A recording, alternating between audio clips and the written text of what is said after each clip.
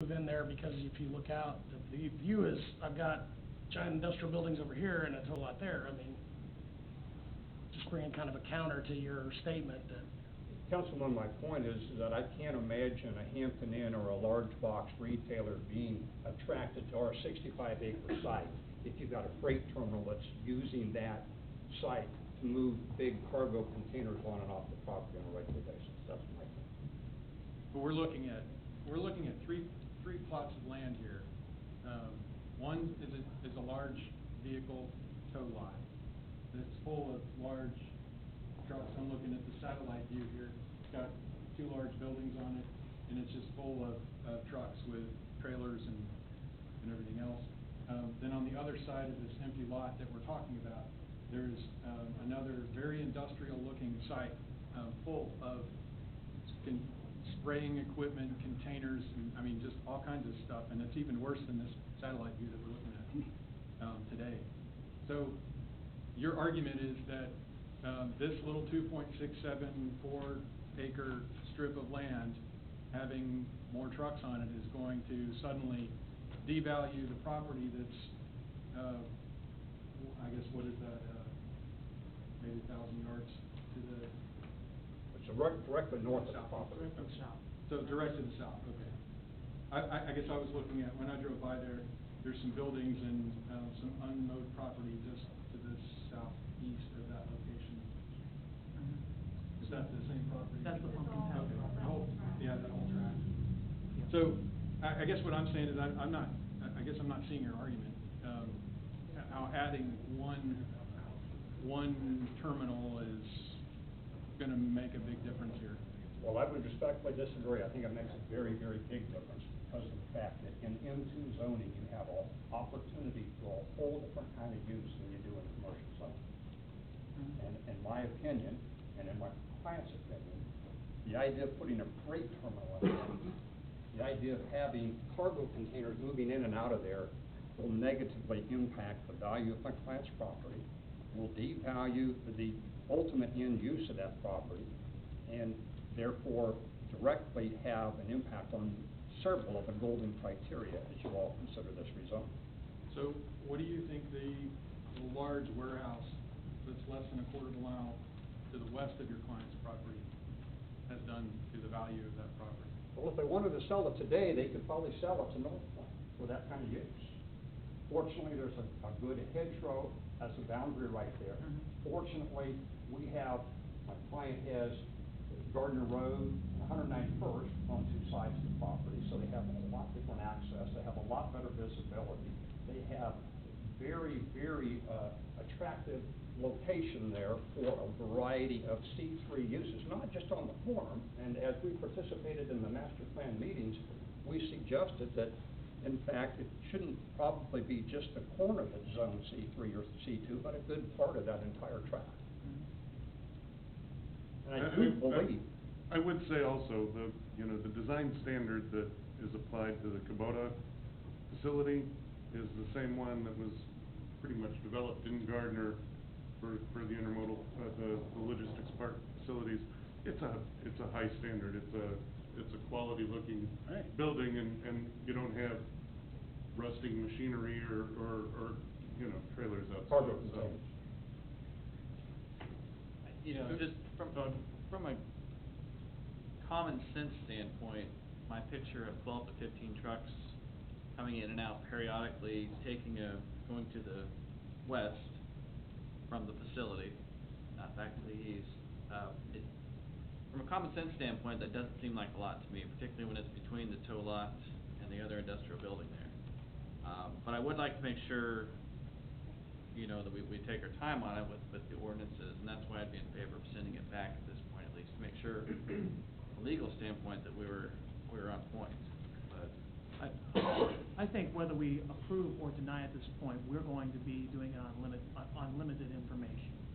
correct. And from that perspective, I agree with the Council Vice President on this, and I also agree with some of the other colleagues who have spoken. We need to get more information. I would remand this back to the Planning Commission, get the ordinance language clarified, and see exactly what the intention of the applicant is for this land, because we are still speculating. even on this dais, we're speculating. And so I would do that, but I know there may be other people who are gonna be speaking, but I've already said that twice now, so. Thank you. Thank you, Mark. Anyone else?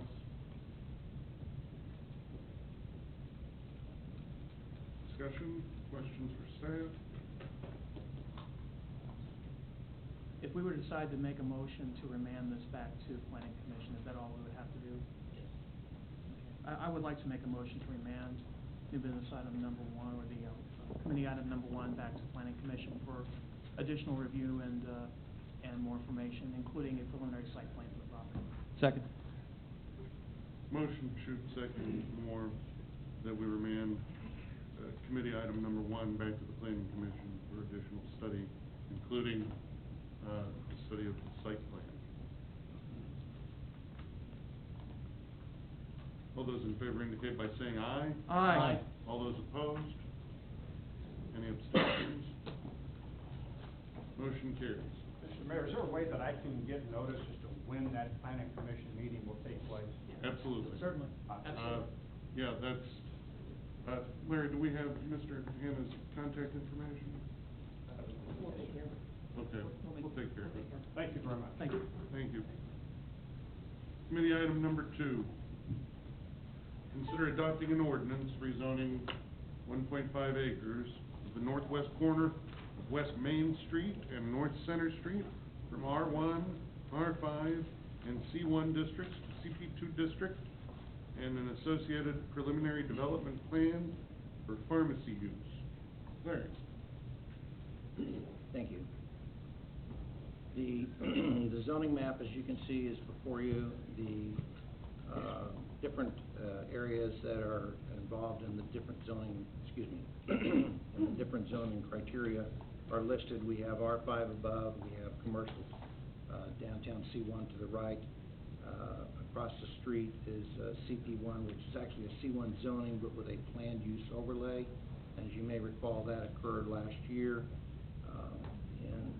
about a year and a half ago, and has since developed out properly and been closed.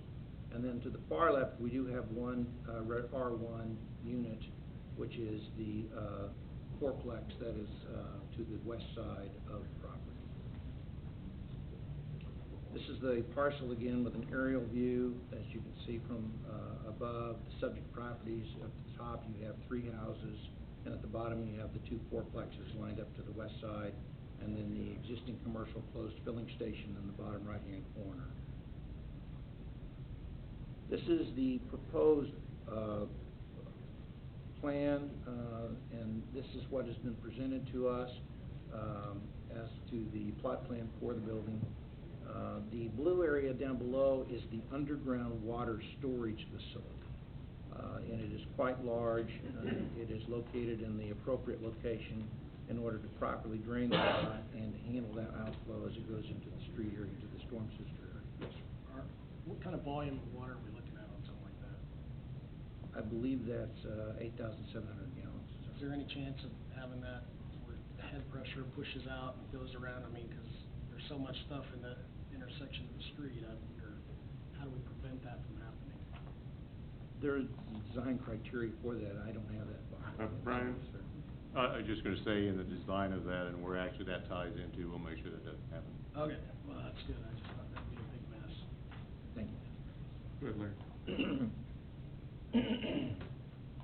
One of the issues that has come about, though, however, since this was given to us, was the KDOT report has come back to us finally as of last Friday late.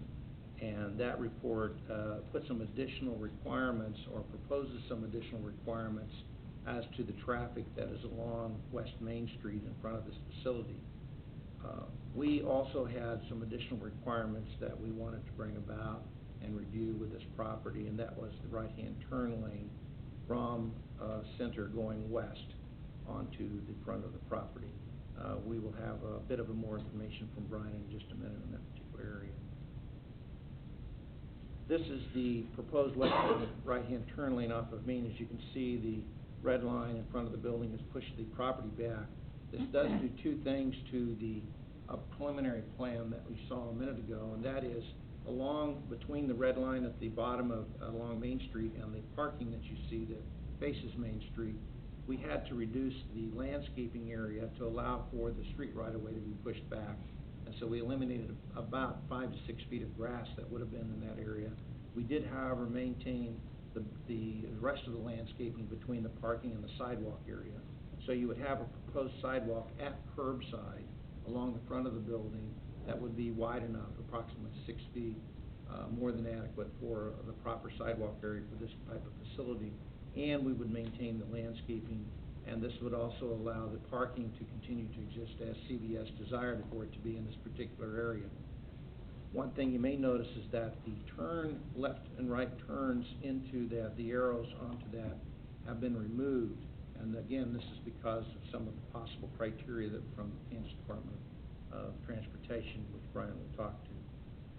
And at this point, I think it would be appropriate for him to come up and give you that update.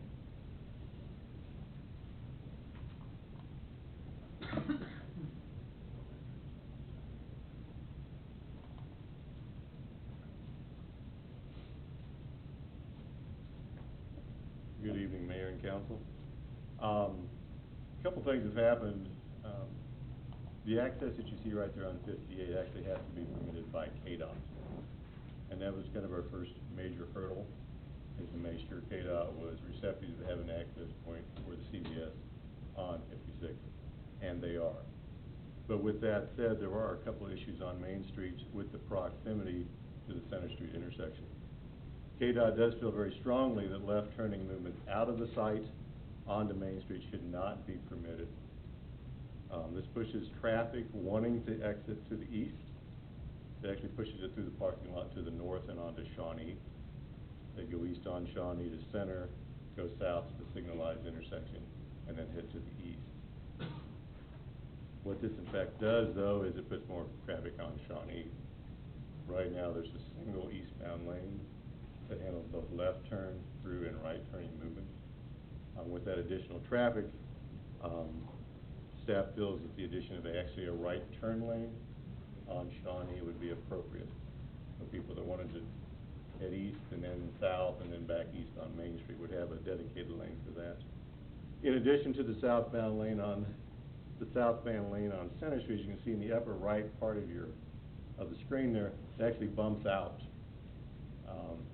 The existing driveway to the old building that's there now, it's actually fairly wide, but as you approach Shawnee Street, Center Street actually narrows quite a bit. And we're actually starting to experience some problems when you get buses stacking southbound. It blocks the lane. You can't actually get around there. And so with the addition of a right turn lane on Shawnee, we'd also recommend that we pull Center Street a little bit wider, get rid of that bump out there. KDOT's position on left turn movement into the site, they'd actually prefer that we not allow left turns into the site from Main Street. They'd like that to be a right in, right out. They do understand that we need left turns in, and they are receptive to that if there is stacking provided on 56. So they've requested a left turn lane as you're heading east on Main Street, a left turn lane into the site. And per their requirements, they're actually looking at a stacking lane and taper of upwards of 300 feet to the west. When you look at 300 feet to the west, what does that do to 56th Highway? Staff did have a long discussion with KDOT this morning. Based on that, it's staff's opinion that with the traffic volumes out there and the challenges associated with widening the existing highway in a developed area, KDOT may be willing to reduce the length of the taper and stacking lane substantially. And the city will work with the developer and KDOT on this as we move forward. And while KDOT does not require a right turn lane, this sketch does show it. KDOT did make it very clear that they would support staff's and local jurisdictions' access management requirement. The city's access management code does state that arterials should have a dedicated right turn lane. KDOT will support this determination. In addition, the city just completed a TEAP study, and TEAP stands for Traffic Engineering Assistance Program. And that study identified the lack of a right turn lane into Price Chopper on US 56, just west of Moonlight, is a problem in the evening for that intersection not functioning properly. Our recommendation was to add a right turn lane. Adding a right turn lane for CVS will help reduce the issues at this intersection.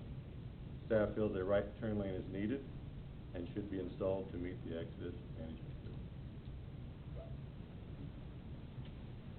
Thank you, Brian. Larry, you have more to add?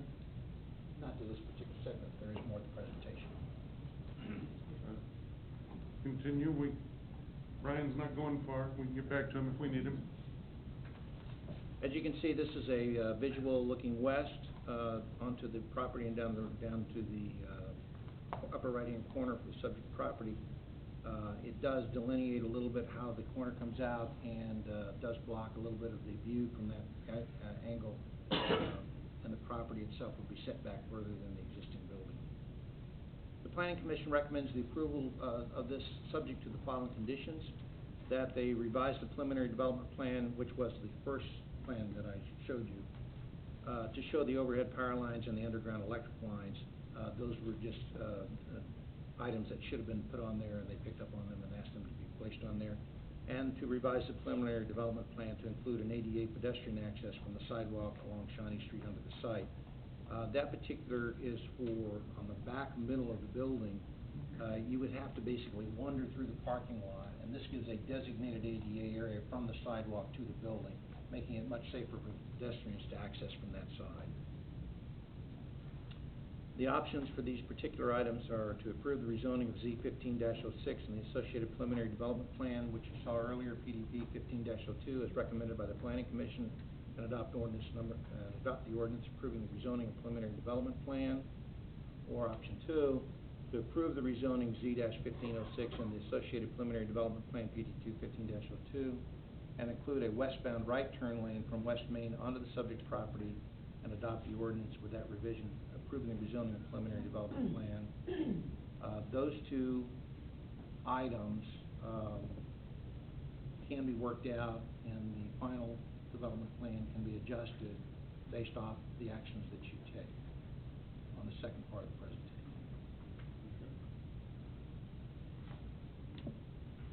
The applicant's present?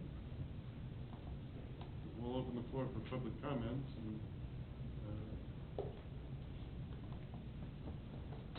John, good evening. Thank you.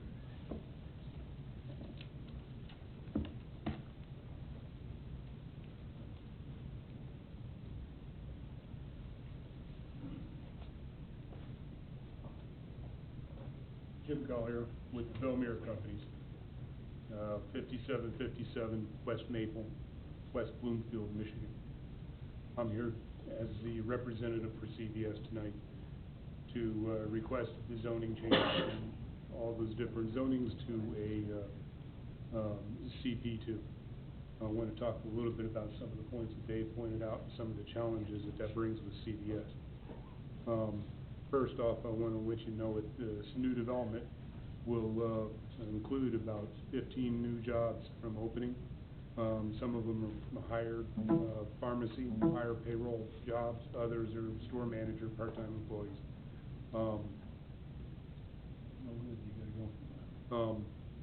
And that maturity of the store, which is 5 to 6 years, that could almost double.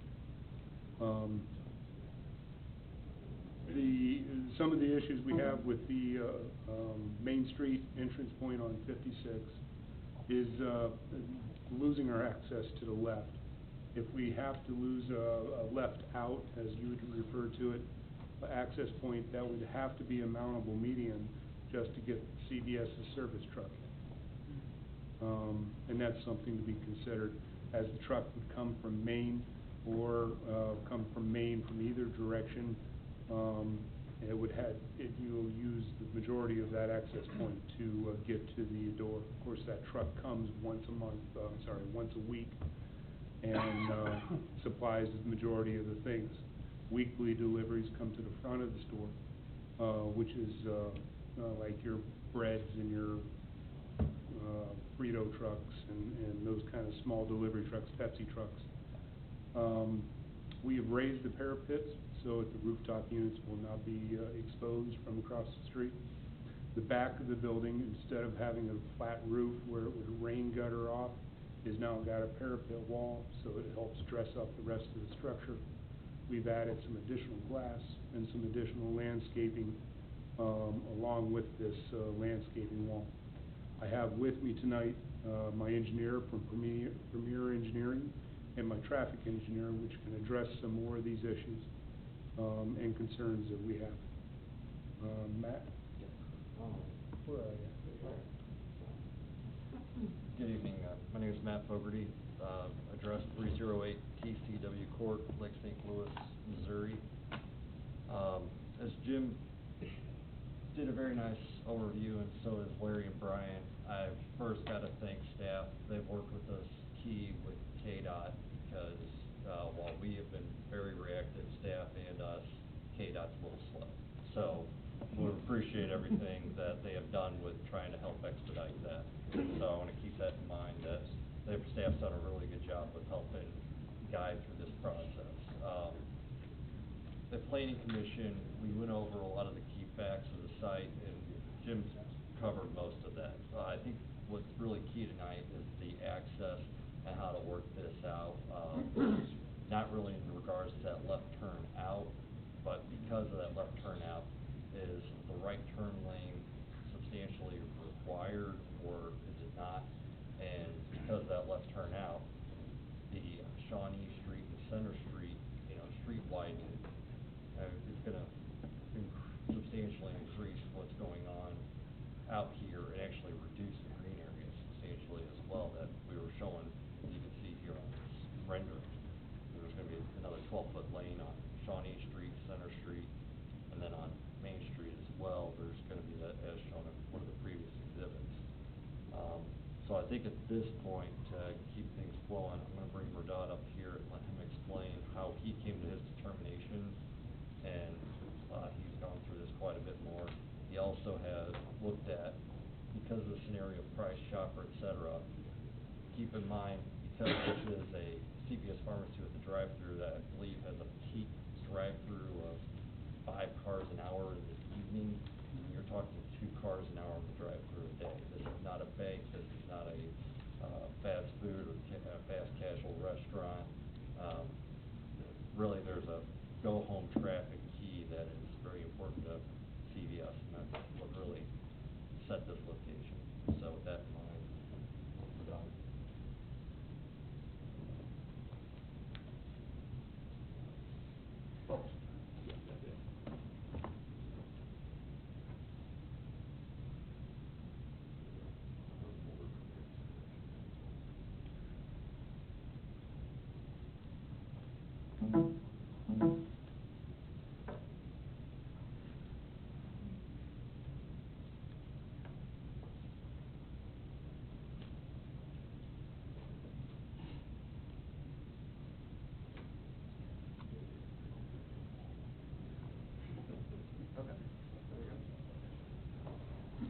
Good evening, member of the council and mayor.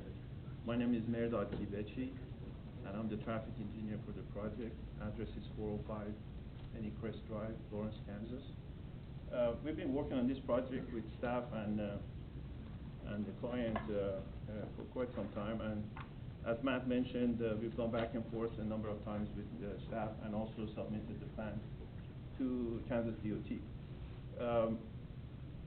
We've got some comments back from Kansas Department of Transportation, and what I would like to share with you right now is some of the findings of the traffic impact studies that we've done. And basically, as a traffic engineer, we follow certain guidelines and requirements for providing access to the property, impact of the traffic from the development on the adjacent street network, including the intersection adjacent to the site.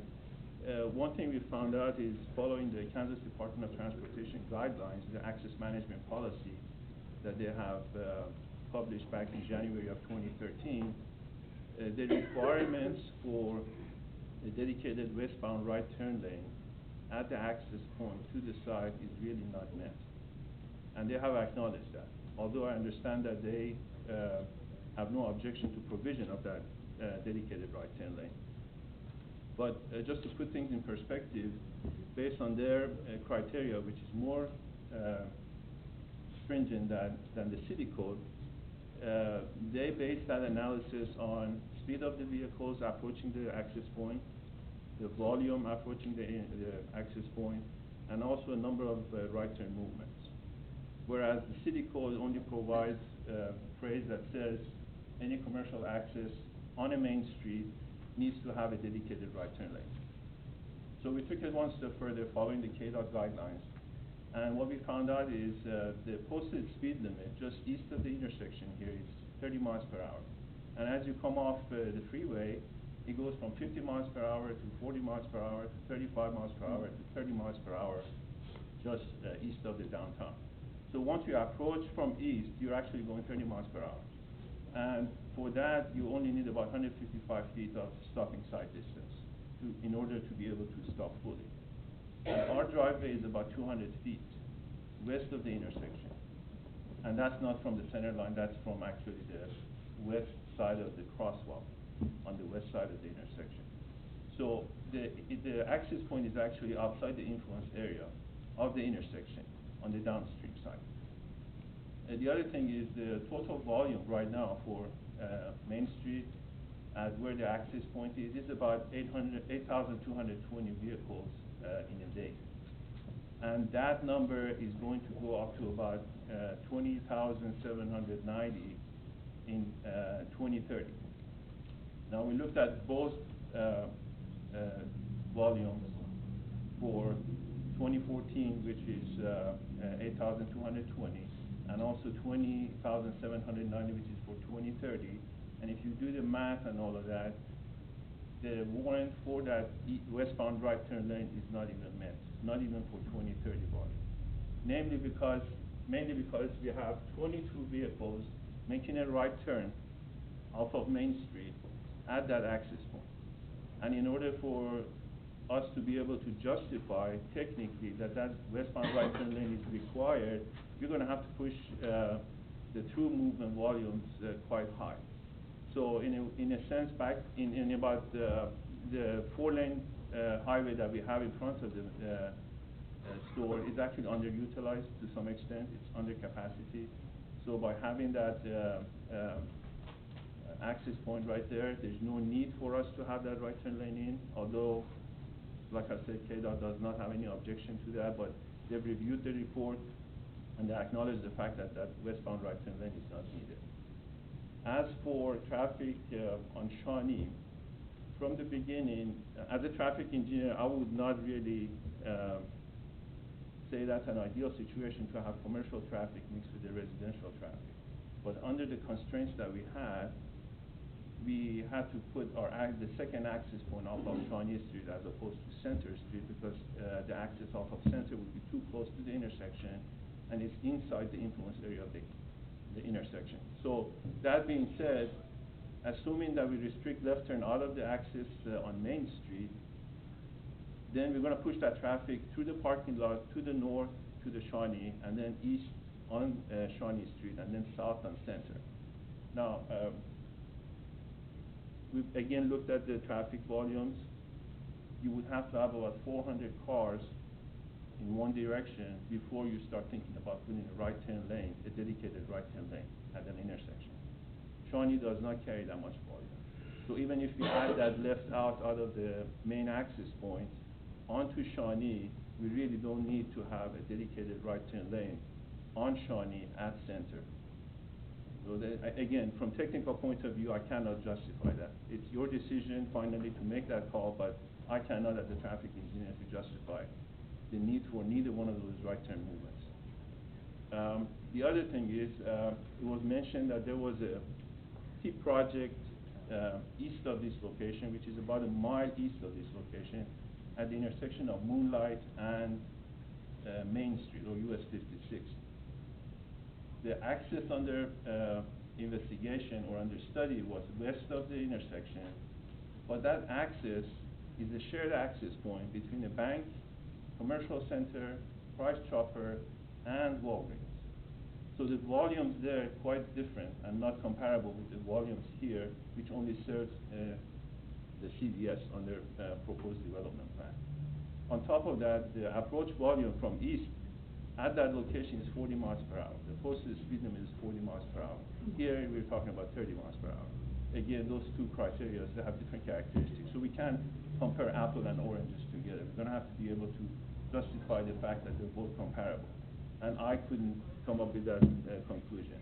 The table you see in front of you actually compares the two sites together, going down the list as to what the posted speed limits are, what the downstream influence area is for the intersections, and the fact that they serve different type of developments, and the total volume for each driveway.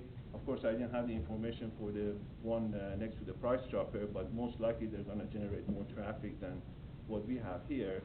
And again, I listed here the average daily traffic for 2013 and the projected traffic for 2030. Again, as you see, the warrants are not met for that dedicated westbound right turn lane. I'm here to answer any other questions. If you have anything for clarification, I appreciate the time, and I open it to questions if you have any. Questions for the applicant or any of their representatives? Lee, you got something? Yeah, I just have, I'm just curious about the volume projections and how accurate those are.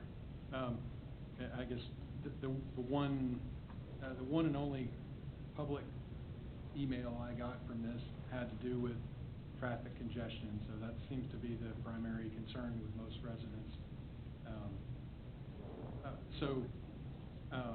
It says here 20,790 by 2030, and that the criteria is that, do I understand it correctly? It should be around 33,000 to meet the need for, or to create the need for the westbound right turn lane? No, the reason I listed those two is just to show you that there's a lot more traffic at the Moonlight and US 56 highway than there is at Center and US 59. They have their own criteria.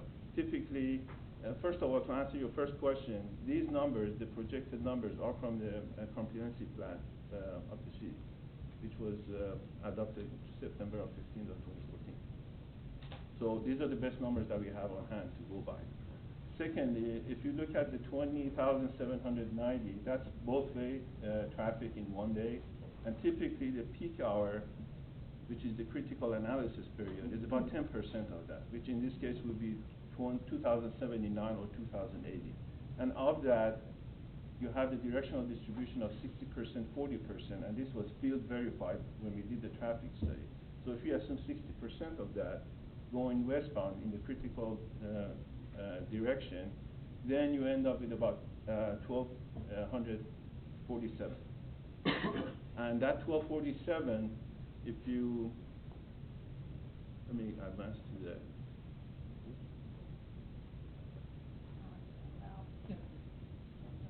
Oh, we want you back.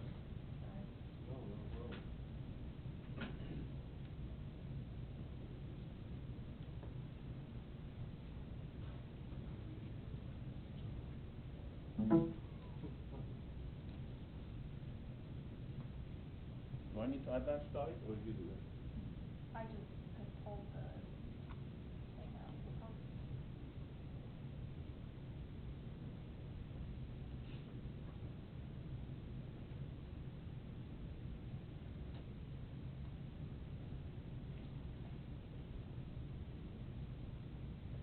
Okay, now right here, if you,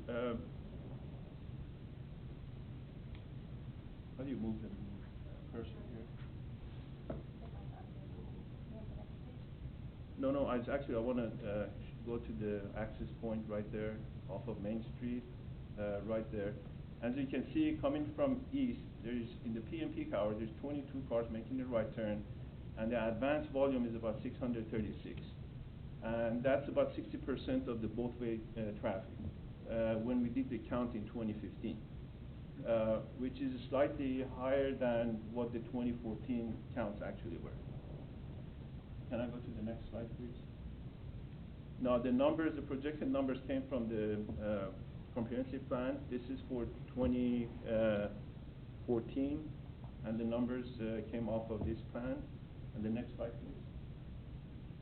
And this is for the projected 2040 numbers. That 20,790 is right there, just on the west side of Center Street. Can I have the next slide, please? Here's the bottom chart. Actually, is KDOT's guidelines for requiring a dedicated right turn lane. As you can see, the title says right turn treatment guidelines for 4-lane highways. Here's what we have: 4-lane highway. And if you notice that actually chart starts from when we have speeds of 40 miles per hour or higher. So in our situation, we don't even have 40 miles per hour. It's 30 miles per hour. But assuming that we have 40 miles per hour, which is on the conservative side, if you go down the first column, which says lane, when you get to projected traffic for 2030, and we came up with 1,247 vehicles. If you go to 1,200, you see you need to have a minimum of 25 vehicles making the right turn before you actually justify having that dedicated right turn lane. In our case, we don't. We have 22, even for projected traffic in 2030. But even if we had 1,200, we're still talking about 40 miles per hour, not 30 miles per hour. So I basically couldn't justify the need for that. And that's basically following the guidelines of the KDOT access management policy. They have different guidelines for 2-lane highways. So to answer again your question, if you go to the Moonlight and US 56 intersection, the volumes being 33,000, that's about 3,300 in the peak hour. 60% of that is way over 1,400, and then the volume may justify having that right turn lane. So there is no question that has the potential for having that right turn lane in, which is what the TEEP project showed. But it's a different scenario here, a different case. Any other questions? Where did the recommendation, was that from the staff or from Planning Commission for the right turn lane? Actually, it was a recommendation from staff to have a right turn lane included. The Planning Commission deleted that particular one. So the overriding Planning Commission's recommendation. That's why I needed 2/3 vote. I've got just one question, general question. Thank you very much for your traffic analysis. It's very enlightening. The question I've got is really more for staff and maybe for the members of the council on the dais here. We've been talking about this ribbon of asphalt that's going through downtown Gardner. About, 4 lanes of traffic, and I know that KDOT is well-intentioned here, but at the end of the day, as it's currently configured, is that what the future configuration of 56 is going to be? And is it going to continue commissioned as 56? Is it going to be decommissioned and made into as 56? Are we looking at a streetscaping project? Now, I don't think I want to widen that ribbon of asphalt any more than it already is. And if there's no requirement to do so, I mean, I know what KDOT wants, but it really comes down to what we want as a council from the standpoint of what the vision of the 56 highway is going to be. And I know they're putting a north entrance to the intermodal in at 56, which actually is a great detriment to the city. I'll just say it flat out. It's going to hurt our community when Waverly Road is extended to 56 and we have that truck traffic. You're going to see a gigantic increase in truck traffic right through our downtown unless we take preventative steps to alleviate it. And that's I think that we need to start having a serious discussion. I know it's not part of this agenda item. We need to start having some serious discussion as to what the future of 56 is going to be through downtown, and whether or not we want to keep making this ribbon of asphalt more facilitating for larger and larger volumes of traffic. Starting with truck traffic, but then also for other types of traffic. I understand that KDOT doesn't want big accidents happening near this intersection.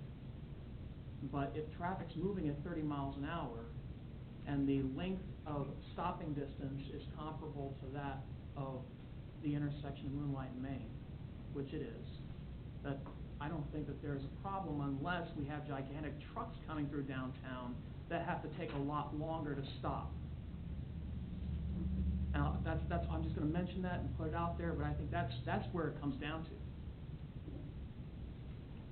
I guess I have, well, I mean, I think we can all agree, at least initially, we will be having big trucks come. I mean, no matter what, none of this stuff is gonna change quickly, so I think we need to plan for that. But more, Brian, for adding the right turn lane now, there's going to be a lot of work being done here. So from a cost perspective, does it gain us anything by doing it now versus waiting and potentially having to come back and do it?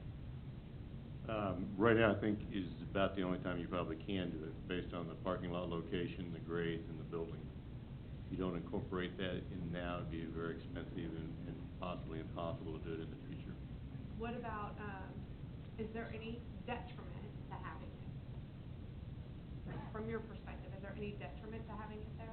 To having it there, no. Okay. It's just, The right turn lane? It's, yes. As far as traffic part of it, I can speak and say, no, of course, it's a more conservative approach, but from Right. a design standpoint, I'll let Matt answer that question as to what constraints are for the design of this site, if we do provide that right turn lane. okay. The biggest thing is vehicles have to slow down even further past that threshold of 10 or 15, depending on if you're in an F-150 versus a passenger vehicle. Obviously, there's a large turning radius difference. Then you get into your UPS trucks, box trucks, et cetera. They can make the turn, but they have to go at about 5 miles an hour around the curve, where we've reduced that width for essentially cars making a U-turn to come into our site. So with it being pushed out another 12 feet, it just increased that radius more to help with that turn for the vehicles.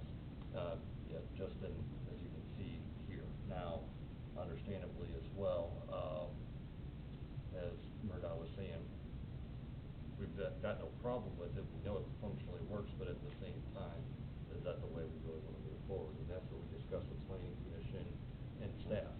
We understand where staff's coming from, we understand 100%, that's why we're brought here today, is to present that case. So, Jim and I were just talking, one minor thing, condition 2 on here was for ADA access to Shawnee. I just want everyone to know that where it looks like it's the perfect spot is right at the northeast corner of that island to go straight across. We cannot do that because of the grades, because there's about 3 foot of grade change. So depending on what happens with Shawnee and Center Street, and, you know, is there another road or not? Either way, we'll probably have to come from right in the drive-through area, run across, walk across the street, and come up. So I just want everyone to be aware that well, that's not what I was visualizing. You know, it's one minor detail that somebody sees and goes, well, there's a crosswalk next to a drive-through. I've done that on other stores, so it does work. Just these people need to pay attention. I think the big concern is here, how many people look at their phones now. That's one of the things that I think staff's mentioned is, you know, from a common sense standpoint, but we're trying everything we can here to make this work functionally and work in the site. We've done, CVS is over 7,000 stores. They've got all the data to back it up that we're trying to provide some nice green area and provide that better turning movement in to allow that, but how do you guys deem this necessary, so be it. I'm one of those guys with a big truck, so I totally get the turning radius. I mean, Same here. I have to swing out wide now and block the road, so I appreciate you thinking of me. I got up with it, so I get it. One more point I'd like to make is that, as Matt said, it would make it difficult for the U-turn movement coming from east, making a U-turn and going one way on the south side of the building. The other thing is, by doing that, we're gonna reduce the throat of the driveway, which means less storage room for people's coming out. So, there are some compromises here we have to make. I mean, at some point, we talked about moving the access point farther west to the property line, which will be away from the intersection, but that would actually be too close to the next driveway over on the west side, and then that would be against, I mean, that we need a variance for KDOT's driveway separations. So this was a kind of an ideal situation or location for that access point.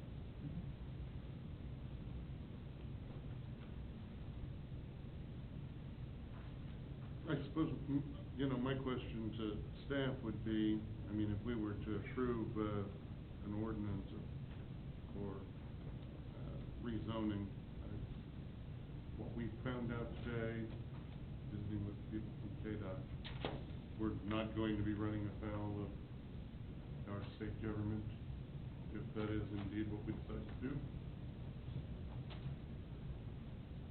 I mean, from, the rezoning, they didn't have a problem with, the zoning, and they don't have a problem with access onto 56. Their issue is, no left turn out, and that, I really got the distinct impression that was non-negotiable in that discussion. Yeah. But as far as the site itself, other than, eliminating the left turn arrow out, I don't see what KDOT has any issues. Questions or comments? Well, it seems to me from the presentation, we've seen that it can be done well under the threshold. It would theoretically stay that way for quite some time. I mean, Right. to not put that in. I would prefer to see the green myself, versus the. Yeah. Mayor, if I could add, I mean, just the Access Management Code, which the council adopted in 2012, states there should be a right turn lane for an arterial. So I'm just, Okay. I mean, it states that, so that's where we're coming from. Okay. Chris, do you have anything to add? I think I've added what I felt I needed to add. I think that from the standpoint of this development, this is the beginning of how we look to, like I say, transform downtown, because I think that's got negative connotations, but I think that how we look, what our future is going to be for downtown, and Main Street has to be addressed. And when you talk about 22,000 vehicles going through our downtown area on a daily, on an hourly basis, it's hourly basis, correct? Through daily basis, I'm thinking I-35 now, but on a daily basis, that seems to be, and I know that KDOT is assuming that a significant portion of that traffic is going to be heavy haul trucks. And what is that, what kind of effect that's going to have on the walkability of our city, on the pedestrian friendly nature of our downtown. And so, I'd like to make the decision to go forward with the CVS pharmacy based on recommendation 1, and then, start having some serious discussions about Main Street, because that's gonna have to be addressed, if for no other reason than for future business development coming through there. We don't want to be a drive-through city? We want to be a place where people want to come for a destination. And from that perspective, I don't think a ribbon of asphalt 5 lanes wide is doing anybody any good. I'm down with option 1, too. Me too. Ditto. Well, I would entertain a motion on ordinance 2495. Did you wanna? Second. Did you wanna hear from the public or no? Oh, Or didn't- I'm sorry, we did open it for public comment, but Did I miss it? Oh, no. Actually, the presentation we were getting from the CVS folks is part of the public comment. But you're welcome to make public comment as well if you would like. Just step to the microphone, state your name and address for the record. And anyone else, after.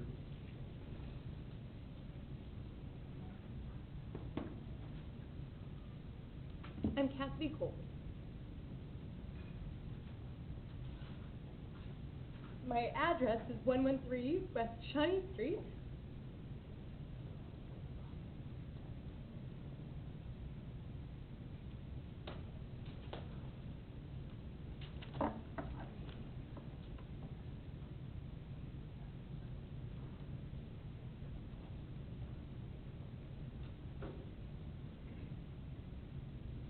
It seems to me that you've already made your decision.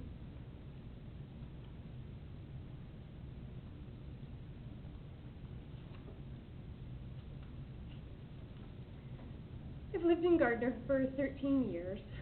I had a baby in the house on 113 West Shawnee Street, at 113 West Shawnee Street. She's 3 now. I also have a 5-year-old son.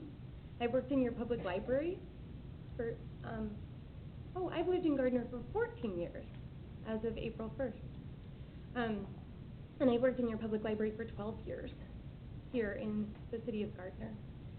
I have walked or ridden my bike to work quite a bit, and I have not lived on Shawnee Street that whole time. I really appreciate the walk and ride ability of the city of Gardner. I think that's one of the bright spots, and it's one of the things that drew me to look for a home here before I sought employment in the town. I liked that idea of walking and riding to work. So as my house is obviously directly impacted, I just want to be transparent about that. I have an obvious hope that you won't bulldoze the house that I currently live in with my 2 small children and husband. We really enjoy living there. We enjoy our neighbors behind us who are living in those single bedroom residential units. There are 8 of them. All 11 of these units are occupied now by people who live and work and spend money in Gardner. I would also just remind you that the value of people can't be quantified just by how much money they spend in the town. Although that is one thing to think about. These 11 residences are not replicated somewhere else. There are not, in particular, those 8 residences for folks who, it's not like it's subsidized housing or something. They rent those houses for a reasonable rate for their fixed incomes. Those folks are, I've heard a comment from one of your staff people about Section 8 housing. And so I want to make sure that there's something very clear about those 8 residents. Some of them, one works for the Gardner Family Care. And so I'm sure Jody will be able to find some other housing. You know, she'll have to spend more and on housing and live, you know, more cheaply. And she'll be able to figure that out. Several of those residents are over 80. 4 of them are over 80. One of them has been through cancer twice and is currently on disability. And so I have heard that one of your top staff people mentioned the idea of Section 8 housing being a possibility for those folks. And I just want to make sure that you know that it is not an option. In Johnson County, Section 8 housing has a waiting list that is currently closed and has been for some time. So those folks do not have an option outside of where they're living now. I really don't know what they'll do, and I don't. When I talk with them, they don't know what they'll do. So this development, obviously something needs to be done about that ugly gas station. We all want a beautiful, you know, facade for our town, and that thing is an eyesore. That is Mr. Pate's eyesore. And I would suggest that, in fact, he has several eyesores in town. And I would suggest that that's where the burden for the development should lie. I don't think it's right to ask people to uproot their family situations without figuring out how to compensate them for that. Especially those 8 residents who don't have moving expenses saved up, don't have any idea where they're going to go next.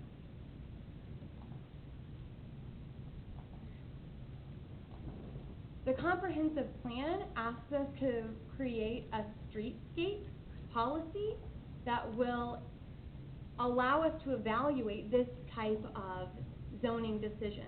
And I think that Councilman Shute, is that right, Shute, has a bigger picture in mind that I think is where we need to all sort of rise to. We've got CVS's plan for what CVS will be like in Gardner, but what we don't have yet, because the comprehensive plan is new, and it dictates that we develop this streetscape policy, and we haven't done that yet. So we don't have a criteria for understanding whether the details of these things, you know, staff is comfortable with a lot of the ways that it deviates from the comprehensive plan, but there's no verbiage in staff reports about how they made those decisions to get comfortable with those deviations. Thinking about the character of Shawnee Street, my kids are too little to be allowed to play in the street, but all the way down that street, there is family after family. You know, those are little houses that are perfect for raising kids in. It's not gonna change the, you know, other people, it's not like some other people are gonna move into those with this traffic going out on Shawnee Street. Whatever you do to ease the traffic, those kids are already sidewalkless, you know, down that street, and it's a kind of a low-income part of our community, and I hate to see those kids be in danger from the traffic that's obviously going to impact their residential street. The comprehensive plan calls for us to zone that as mixed use or residential, this piece of land. And there's a reason for that, because we have a vision of a complete streets policy in our comprehensive plan. And this isn't that. This is commercial use smack in the middle of Main Street. It would be the first redevelopment that we've seen, meaning like we haven't bulldozed anything to make something new yet. And if this is the way that we set that precedent, you know, it makes me sad. And I think I'm not the only one who would be sad to see, and I understand that it's the property owner's decision to sell. Those property owners are the ones who disinvested. You know, this area is perceived as an area of disinvestment. And they should be asked to bear the burden of this development decision. So I guess I have 2 points, that those folks shouldn't be displaced without adequate facilitation of their movement. And I don't know what the answer is to that, but it's very disheartening to see people just say, that's not my job. And so, you know, as a city, I think it is all of our job to make sure that those folks are taken care of. One of them in particular is a longtime resident of Gardner and worked with his wife in the group home that's on Shawnee Street there. You know, I just think, well, I do think, I don't just think, I think it's important to pay those citizens back. You know, whether or not they're right now contributing in as much as they always have, we owe them, because they did it already. Rose, too. You know, she did it already. She's 84.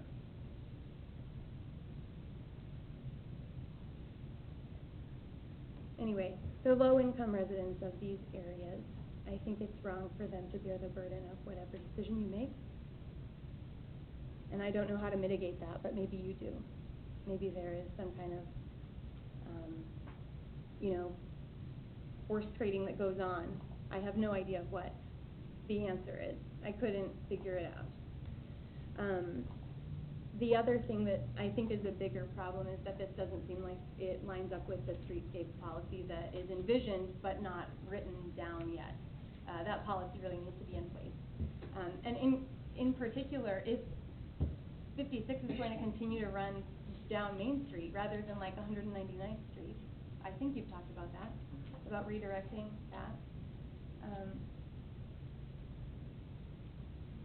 Those decisions, if we make them now, as we are revitalizing Main Street, we can get that momentum that we need to invite the folks that we want to come to our downtown, I think. I guess that's my 2 cents. And I hope that you think about the human beings, the human impact, because I think that's part of your responsibility. Thank you. Thank you. Thank you. Thank you.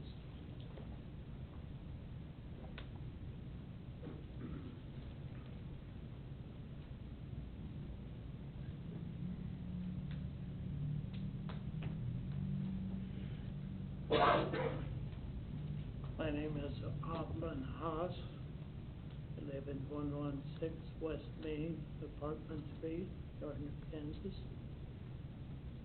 I've lived there for almost 18 years now. And, I was born and raised on a farm in northeast Nebraska. Went through the farm crisis of the 1980s.